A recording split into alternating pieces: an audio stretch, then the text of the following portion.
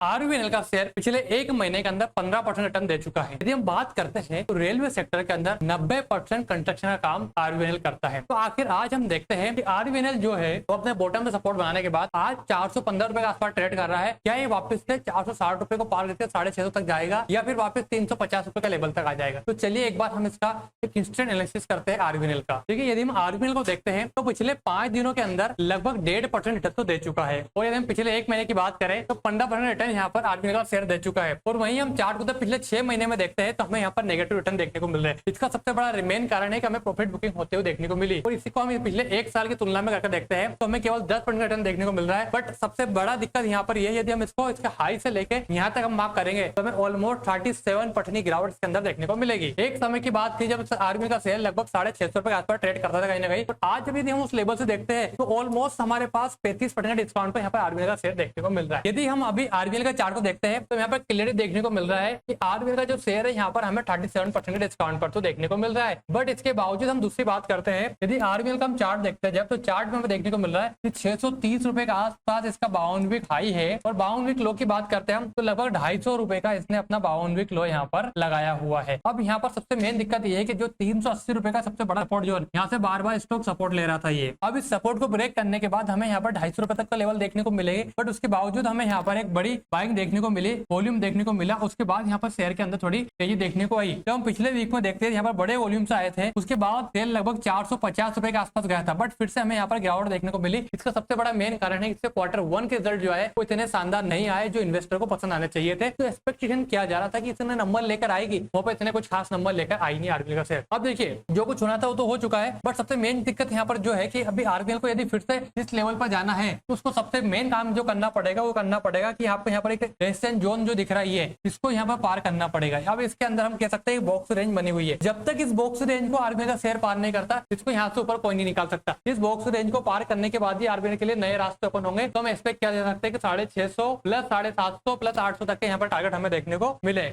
कब? जब ये 650 रुपए का लेवल पार करे जब। क्योंकि सबसे बड़ा जो डेंट हमें देखने को मिला वो डेंट का सबसे मेन कारण था जो हमें देखने को मिला उसके Q3 के नंबर। जब हम Q3 में जाते हैं इसके रिजल्ट के अंदर तो हमें देखने को मिल रहा है कि यहाँ पर जो मार्च क्वार्टर का नंबर लेकर आई कंपनी, इस मार्च क्वार्टर के अंदर यहाँ पर 6427 करोड़ रुपए का यहाँ पर उसने रेवेन्यू किया, जो कि पुराने पिछले क्वार्टर की तुलना में लगभग 5% की गिरावट हमें यहाँ पर देखने को मिली। और इसी को हम देखते हैं तो यहाँ पर आप देखेंगे मार्च 2022 में 6438 करोड़ रुपए का सेल्स किया था और आज 6427 करोड़ रुपए का, यानी कि ऑलमोस्ट 11 करोड़ रुपए तो यहाँ पर मार्च 2022 की तुलना में ही कम है। दूसरा यहाँ पे था कि चलो रेवेन्यू कम हुआ तो ऑपरेटिंग प्रॉफिट तो बढ़ना चाहिए। ऑपरेटिंग प्रॉफिट भी यहाँ पर कम हुआ। कितने से कम हुआ? लगभग ऑपरेटिंग प्रॉफिट की हम बात करते हैं तो उसमें भी हमें 10% गिरावट देखने को मिल रही है। आगे हम जब देखते हैं कि नेट प्रॉफिट के मामले में कुछ यहाँ पर कंपनी ने ग्रोथ की होगी तो नेट प्रॉफिट के मामले में भी यहाँ पर हमें कोई ग्रोथ देखने को नहीं मिल रही। जैसे मार्च क्वार्टर के अंदर 480 करोड़ रुपए का यहाँ पर प्रॉफिट लेकर आई थी कंपनी, अभी तक का सबसे लोवेस्ट मार्च क्वार्टर के अंदर इस क्वार्टर में कंपनी ने यहाँ पर नेट प्रॉफिट बुक किया है, जिसकी बदौलत हमें यहाँ पर बड़ी गिरावट देखने को मिली। और ईयर ऑन ईयर की तुलना में हम देखते हैं तो हमें यहाँ पर कोई खास नंबर कंपनी लेकर नजर आती हुई नजर नहीं आ रही। 19,000 करोड़ रुपए के आसपास यहाँ पर यहाँ सेल्स लेकर आई थी कंपनी। और नेट प्रॉफिट की बात हम करते हैं तो लगभग 1200 करोड़ रुपए के आसपास की नेट प्रॉफिट यहाँ पर इसने निकाल कर दी। अब देखिए सबसे मेन इंपॉर्टेंट चीज जो है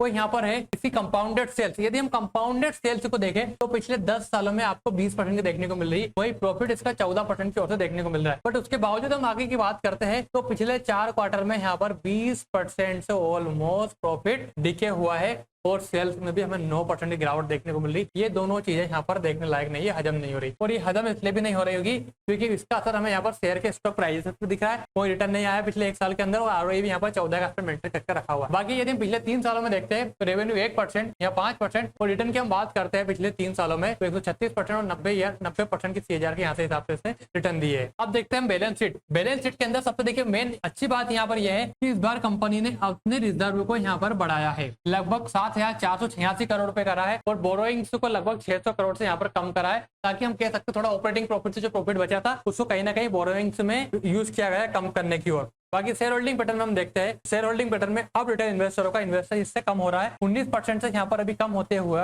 रिटेल इन्वेस्टरों का शेयर लगभग 15 पे आ चुका है और यहाँ पर FII DI आप देख सकते हैं और 72% stake almost government of India इसके अंदर होल्ड करती है। बाकी ओवरऑल कंक्लूजन देखा जाए तो आरबीएनएल देखिए अभी अपने अच्छे फंडामेंटल के साथ यहाँ पर हमें देखने को मिल रहा है। लॉन्ग टर्म विजन के साथ बाय करना चाहते हैं तो अब हमें देखने को मिल रहा है अभी वैल्यूएशन की बात करें तो अभी हाई वैल्यूएशन के ऊपर तो हमें देखने को बोला 67, अगले क्वार्टर तक आई थिंक थोड़े नंबर अच्छे आए तो यहाँ पर हमें थोड़ी और ग्रोथ देखने को मिलेगी। बाकी ऑर्डर बुक की हम बात करते हैं आरवीएनएल की, तो ऑलमोस्ट 90,000 करोड़ से ऊपर की ऑर्डर बुक रखती है, जो कि रेलवे सेक्टर के अंदर सबसे बड़ी ऑर्डर बुक कंपनी रखती है। डिस्क्लेमर ये है कि स्टॉक में इन्वेस्ट करने से पहले एक बार अपनी रिसर्च अच्छे से करना, उसके बाद ही किसी स्टॉक के अंदर निवेश करना, क्योंकि आंख बंद करके निवेश करना आपको कहीं ना कहीं जोखिम में डाल सकता है, क्योंकि मेरी कोई बाई सेल एडवाइस नहीं है। मिलते जल्दी दूसरे वीडियो में, जब तक के लिए ख्याल रखियो। चैनल को सब्सक्राइब नहीं किया हो तो चैनल को सब्सक्राइब कर लीजिएगा।